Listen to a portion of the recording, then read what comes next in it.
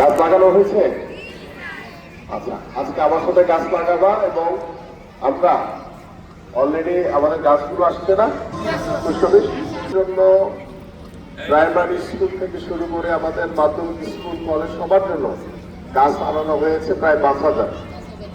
সেই গাছগুলো তোমাদের প্রত্যেকের কাছে এই যে আমাদের যে প্রধান শিক্ষক আছেন তিনি দিবেন, যেটা তোমরা কি করে গাছ স্কুলে পারলে স্কুলে লাগাবা, না হলে তোমাদের বাসা বা বাসার ছাদে অবশ্যই একটি করে গাছ তোমরা লাগাবে। এটাই হচ্ছে তোমাদের কাছে আমার অনুরোধ এবং এই জন্যই আজকে আমি আসছি এবং আজকে এখন তোমাদেরকে নিয়ে গাছ লাগাবো ইনশাল্লাহ, ঠিক আছে? এবং গাছের কি উপকারিতা সেটা তোমরা ইতিমধ্যে জানো।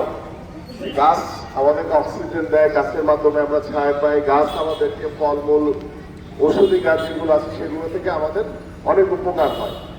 তো গাছের কোনো বিকল্প নেই এবং গাছ রোপণের মাধ্যমে আমরা আমাদের এই পরিবেশের যে ভারসাম্য সেটা আমরা রক্ষা করতে পারি।